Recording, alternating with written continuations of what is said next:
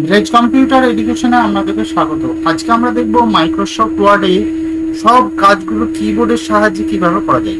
ধরুন আমরা home, insert, design, page layout যেগুলো আছে এগুলো আমরা কিবোর্ডের সাহায্যে কিভাবে করব সেটা আজকে আমরা দেখব। প্রথমে দেখুন কিবোর্ডে অল্ট, কিবোর্ডে আমরা যদি ALT অল্ট, এই অল্ট কিটা টিপি, দেখুন কিবোর্ডে অল্ট, এই অল্ট কিবোর্ডটা টিপে যদি ধরে থাকি, কিবোর্ডের অলটা যদি প্রেস করে ধরে থাকি, দেখুন উপরে দেখুন FHNGPSMRWL123 সব চলে এসেছে।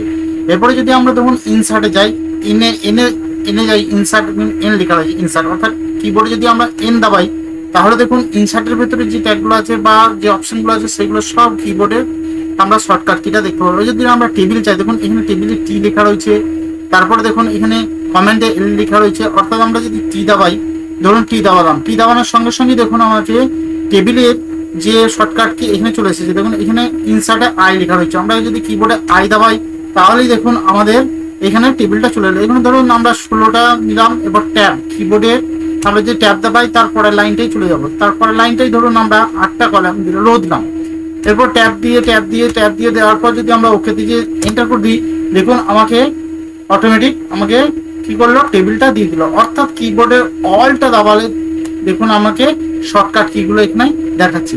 এইভাবে আমরা কিবোর্ডের সাহায্যে শর্টকাট কি এর মাধ্যমে আমরা মাইক্রোসফট ওয়ার্ডে কাজ করতে পারবো। যদি ভিডিওটা ভালো লাগে অবশ্যই লাইক, কমেন্ট, শেয়ার করবেন। চ্যানেল নতুন হলে চ্যানেলটা সাবস্ক্রাইব করবেন। ভিডিওটা দেখার জন্য আপনাকে অনেক অনেক ধন্যবাদ।